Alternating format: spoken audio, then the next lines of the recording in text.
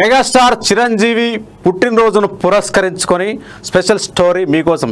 ఎటువంటి సినీ ప్రస్థానం లేకుండా సినీ పరిశ్రమలోకి అడుగుపెట్టి స్వయం కృషితో అంచెలంచెలుగా ఎదిగాడు చిరంజీవి.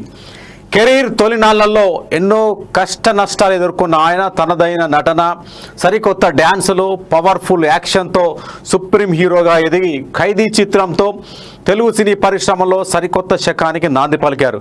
ఘరానా మొగుడు, ఇంద్ర, గ్యాంగ్ లీడర్, రౌడీ అల్లుడు, జగదేక వీరుడు, అతిలోక సుందరి ఇలా ఎన్నో ఇండస్ట్రీ హిట్స్ చిత్రాలతో బాక్సాఫీస్ లెక్కన తిరగరాశారు చిరంజీవి. తెలుగు సినిమా చరిత్రను చిరంజీవికి ముందు, చిరంజీవికి తర్వాత అని విభజించడంలో ఏమాత్రం అతిశయోక్తి లేదు. థియేటర్లలో ఈలల వర్షం కురిపించాలన్నా, బాక్సాఫీస్ వద్ద రికార్డులు తిరగరాయాలన్నా ముందుగా గుర్తొచ్చే పేరు మెగాస్టార్ చిరంజీవి. సామాన్య కుటుంబం నుంచి వచ్చిన చిరంజీవి మద్రాసులో ఎన్నో కష్టాలను ఎదుర్కొంటూ తన సినీ ప్రస్థానాన్ని ప్రారంభించారు. ఆ సమయంలో పరిశ్రమలో దిగ్గజ హీరోల హవా కొనసాగుతున్నప్పటికీ తన అద్వితీయమైన నటన, అద్భుతమైన డ్యాన్స్ శైలి, ఫైట్స్లో సరికొత్త వేగంతో ప్రేక్షకుల దృష్టిని తన వైపు తిప్పుకున్నారు. పునాది రాళ్లతో తన కెరీర్కు పునాది వేసుకున్న చిరంజీవి ఆ తర్వాత వచ్చిన ప్రతి అవకాశాన్ని సద్వినియోగం చేసుకున్నారు.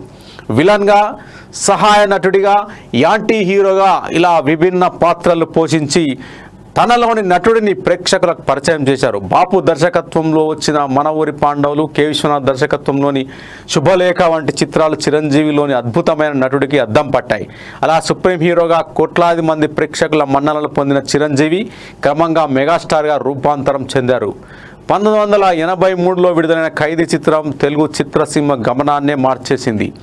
కోదండ రామిరెడ్డి దర్శకత్వంలో వచ్చిన ఈ చిత్రం ఇండస్ట్రీ హిట్గా నిలవడమే కాదు, చిరంజీవిని తిరుగులేని మాస్ హీరోగా నిలబెట్టింది. చిరంజీవి రాకతో తెలుగు సినిమాలో యాక్షన్ శైలి మారింది, డ్యాన్స్ రూపురేఖలు మారిపోయాయి. గ్రేస్, స్పీడ్, ఎనర్జీ కలగలిసిన ఆయన స్టెప్పులు యువతను ఉర్రూతలు ఊగించాయి. ఆ తర్వాత వచ్చిన గ్యాంగ్ లీడర్, ఘరానా మొగుడు, రౌడీ అల్లుడు, జగదేక వీరుడు, అతిలోక సుందరి, ఇంద్ర వంటి చిత్రాలు బాక్సాఫీస్ వద్ద కలెక్షన్ల సునామీ సృష్టించాయి. కేవలం కమర్షియల్ సినిమాలకే పరిమితం కాకుండా స్వయం కృషి, రుద్రవీణ, ఆపద్బాంధవుడు వంటి ప్రయోగాత్మక చిత్రాల్లోనూ తన నటనా ప్రతిభను చాటుకున్నారు. ఈ చిత్రాలతో నంది ఫిల్మ్ఫేర్ ప్రతిష్టాత్మక పురస్కారాలను అందుకున్నారు. చిరంజీవి సాధించిన విజయాల వెనుక కోట్లాది మంది అభిమానుల అచంచలమైన ప్రేమ ఉంది. ఆయన బాడీ లాంగ్వేజ్, స్క్రీన్ ప్రజెన్స్, ఎనర్జీకి ఫిదా అయిన అభిమానులు చిరంజీవిని తమ కుటుంబ సభ్యుడిలా ఆదరించారు.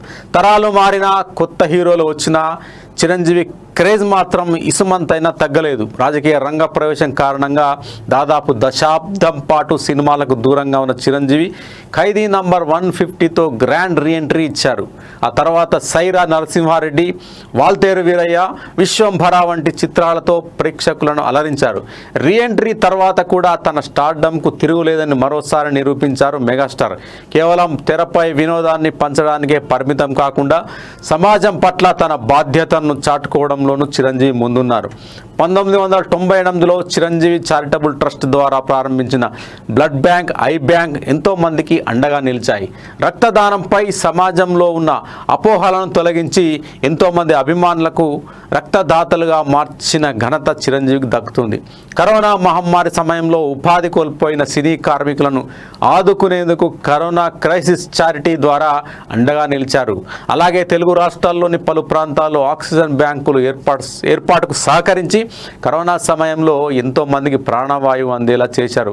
కళారంగానికి, సమాజానికి ఆయన చేసిన సేవలకు గుర్తింపుగా భారత ప్రభుత్వం పద్మభూషణ్, పద్మవిభూషణ్ వంటి ప్రతిష్టాత్మక పురస్కారాలతో సత్కరించింది.